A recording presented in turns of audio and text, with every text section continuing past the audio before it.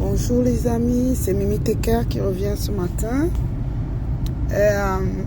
C'est pour continuer la série Comment rendre un homme heureux et comment rendre une femme heureuse. Là, j'étais sur comment rendre un homme heureux dans mon dernier direct. Et je disais qu'il y avait 3 choses qui peuvent permettre que les hommes soient heureux, ou 3 choses que les hommes supportent vraiment, qui divisent les couples et qui font en sorte que l'homme soit malheureux. J'ai parlé de l'argent, qui est en premier, le nerf de la guerre.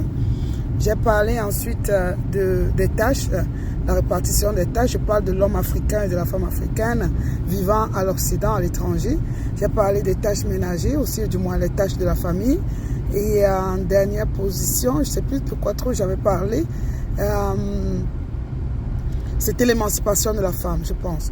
Alors, aujourd'hui, après j'ai traité le premier sujet qui concernait l'argent, que l'argent ne devrait pas diviser un couple. Et voilà, et que en Afrique, l'homme pourvoit à 90% ou parfois à 100%, mais en Occident, l'homme pourvoit à 50 ou 60%, voire parfois 50% ou 40% même, dans certains cas. Et du coup, est-ce que ça devrait faire en sorte que les rapports entre les responsabilités de l'homme et les responsabilités de la femme puissent changer? Est-ce qu'à cause du fait que monsieur gagne moins ou alors que madame contribue, elle ne devrait plus assumer toutes ses obligations d'épouse, ou alors elle devrait relayer une partie à l'homme et dire que du fait que moi aussi j'apporte de l'argent, c'est toi désormais qui vas faire telle chose. L'entraide, c'est une très bonne chose. Il n'y a pas de mal à ça. Mais de là, parfois, fuir ses responsabilités ou à vouloir se mettre au même pied d'égalité que l'homme, ça fait que ça ne marche pas. Les hommes ne supportent pas ça. Alors, si tu veux rendre ton homme heureux, même si tu gagnes plus que lui, garde ta place, garde tes responsabilités et laisse-le assumer les siens. Et là, aujourd'hui, je reviens, avant de parler du deuxième sujet, qui est la répartition des tâches pour les couples africains à l'étranger, je vais parler toujours de l'argent. Mais cette fois-ci, un phénomène, quelque chose que j'ai remarqué à l'Occident, c'est que la plupart des gens arrivent à l'Occident, que ce soit l'homme qui a ramené la femme, ou que ce soit la femme qui soit venue seule par les études avant de rencontrer son homme, ou que ce soit les deux se sont rencontrés là sur place. Il y a parfois comme une sorte de concurrence ou alors une sorte de bagarre entre l'homme et la femme, entre le couple, en ce qui concerne l'argent. Parfois, on va observer que madame veut faire des choses au pays. On comprend parfaitement que les deux, l'homme et la femme à l'étranger, ont laissé de la famille au pays, en Afrique, et qu'il faut essayer de réaliser quelque chose, de satisfaire ou de résoudre les problèmes usuels, les problèmes courants de la famille au pays. Mais parfois, il s'en vient un duel entre les couples, de sorte que madame travaille son argent, elle envoie une partie au pays. Il y en a même qui décident qu'elle va aussi construire au pays dans sa famille, et que l'homme aussi va construire aussi dans sa famille, et ça devient un duel en famille. Il y a même des dames qui arrivent à se séparer de leur homme simplement parce qu'elle a entendu, elle a dû croire, ou on lui a raconté que le gouvernement va lui verser beaucoup d'argent si elle est une femme monoparentale avec des enfants, et là elle a pensé qu'elle va pouvoir réaliser ses projets, faire des investissements, et qu'elle n'a pas forcément besoin de son homme ou du père de ses enfants ou de son mari. Et ça fait que beaucoup de gens se séparent encore à cause de l'argent. Parce que madame, je comprends tout à fait, veut s'affirmer, elle veut aussi dire qu'elle est capable de réaliser parce qu'elle cherche de l'argent.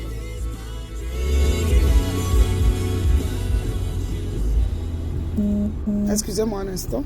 Donc c'est ça. Est-ce que ça devrait être comme ça? Alors, toi qui es à l'étranger avec ton homme, ou avec toi monsieur qui est à l'étranger avec ta femme, normalement, vous devez définir votre budget familial. Peu importe qui gagne plus ou qui gagne moins, peu importe qui ait l'argent des enfants ou pas d'argent des enfants, vous devez vous organiser de sorte que vous faites les mêmes investissements. C'est-à-dire que le couple peut décider que nous allons faire notre maison familiale, ou je sais pas moi, conjugale, ou c'est pas trop, des duplex ou quoi que ce soit en Afrique, peut-être pour mettre en location. Vous le faites tous ensemble. Alors, entre-temps, monsieur il peut arriver que la maison des parents de monsieur soit pas arrangée, soit négligée, et c'est tout à fait normal. Là, ça va de soi que monsieur va penser qu'il faut faire la maison au village, parce que moi, en tant qu'Africaine du Cameroun, quand tu es marié à un homme, quand tu vas mourir, c'est chez l'homme qu'on va t'enterrer, donc du coup, c'est désormais le chez toi. Bon, et partout au Cameroun, c'est comme ça, je sais pas dans d'autres pays africains, mais généralement, oui, vous pouvez faire la maison familiale, votre maison familiale au Cameroun, dans le domicile ou alors dans la concession familiale de l'homme, mais n'empêche que si la famille de la femme est dans une situation précaire ou alors vit dans un état de délabrement, je sais pas, le couple peut aussi décider de mettre, de construire ou alors d'investir dans le côté de dans la famille de la femme, chez le papa de la femme, pour essayer, ou à la maman de la femme, ça dépend, pour essayer de les mettre aussi un peu à l'aise. C'est une histoire d'entente entre les couples pour décider dans quoi on investit, quelles sont nos priorités, dans où est-ce qu'on va investir, et c'est une question d'entente. Et s'il n'y a pas d'entente, et c'est pour cela, mais les messieurs, là, c'est à vous que je m'adresse, quand vous faites des choses de votre bord, et vous pensez qu'avec le pouvoir que la loi, je veux dire le pouvoir qui vous a été conféré par Dieu, moi je suis chrétienne, que vous êtes le chef de la famille, et si vous décidez de cette chefferie, si vous décidez de la gouvernance de votre famille, en regardant juste d'un côté, en penchant la balance juste de votre côté, il va de soi qu'à un moment donné, votre épouse va commencer à vous faire des cacheteries, elle va commencer à cacher de l'argent, elle va commencer à aider les siens en cachette, elle va commencer à investir de son côté en cachette, ou alors elle va essayer d'avoir des pensées du genre bizarre, où je vous ai dit, les femmes décident de se séparer de leur homme parce que il est comme un frein pour elle. Tant qu'il est là, elle ne peut pas investir dans sa famille. C'est parce que monsieur tient la famille de bras de fer, alors que ça devrait être un compromis, encore une fois de plus, une discussion entre les couples pour décider on fait quoi, où faisons-nous quelque chose et à qui devons-nous faire quelque chose. Donc ça, si deux personnes qui s'aiment et qui comprennent que lorsqu'on est en couple, on devient deux familles, il n'y a pas de tel côté qui doit peser plus que tel autre côté. Le couple devrait s'entendre pour faire des investissements dans tous les côtés en pensant d'abord à eux-mêmes. Parce que autre chose que j'ai compris chez les Africains, c'est que la plupart des Africains pensent d'abord à la famille avant de penser à eux-mêmes. C'est-à-dire que l'homme quittera son père et sa mère, s'attachera à sa femme et les deux deviendront une seule chair et vous allez fonder votre famille.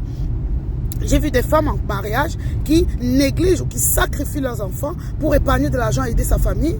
Elles négligent carrément l'avenir de ses enfants. Elles ne construisent rien pour l'avenir de ses enfants parce qu'elles économisent de l'argent pour aller aider sa famille. Qui est ta famille en fait? Quand tu es déjà en couple, quand tu es marié et quand tu as des enfants, ta première famille, c'est ta petite famille nucléaire, c'est ton homme et c'est tes enfants. Ce sont tes enfants. Après ça, on ne dit pas que tu ne vas pas aider tes parents.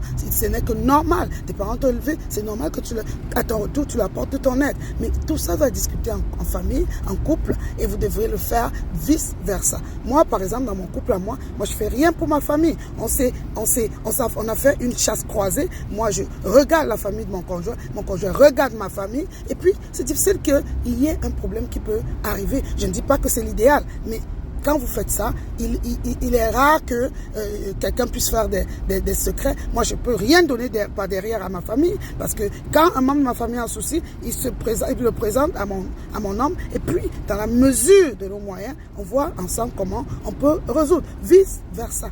Donc, un peu, voilà comment ça devrait fonctionner pour que les couples, l'argent ne divise pas le couple, l'argent ne sépare pas les gens, l'argent qui devrait être une contribution à l'épanouissement du couple ne soit pas devenu le maître du couple et arrive à les séparer. Alors, à la prochaine direct, je vais rejoindre le deuxième thème qui est les responsabilités au sein de la famille, ou alors comment est-ce que le couple d'Africains qui vit à l'étranger peut faire pour se répartir les tâches familiales. Est-ce que les tâches ménagères, comme j'avais dit, la femme, c'est son devoir de faire ci ou de faire ça à l'intérieur de la maison. Est-ce que cela à l'étranger est pareil qu'en Afrique? Est-ce que les tâches ménagères incombent uniquement à la femme?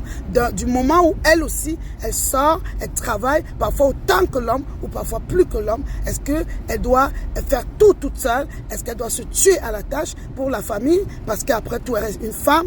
On va voir tout ça dans notre prochain direct concernant le secret du bonheur dans la famille. En résumé, mesdames, si vous voulez rendre votre homme heureux, je vous assure, même si vous gagnez plus d'argent que lui, faites-le se sentir le dominant financier. L'homme a du mal à comprendre qu'il a perdu son autonomie, sa suprématie sur le plan financier. Parce que quand l'homme pense qu'il n'a rien à apporter à son épouse, ça le diminue et il ne se sent plus homme. Je parle de l'homme africain. Et laissez-le croire que c'est lui qui tient tous les commandes du domaine financier dans votre couple et lui donner lui-même la possibilité de le tenir, parce que Dieu a choisi l'homme pour montrer la voie, pour montrer la direction. Nous aussi les femmes on le fait, mais l'homme est plus habile à le faire. Donc mesdames, donnez à l'homme toute sa dimension et votre couple sera heureux, vous allez le rendre très heureux. Mimi Teker, c'était Mimi Teker. Big up, je vous aime.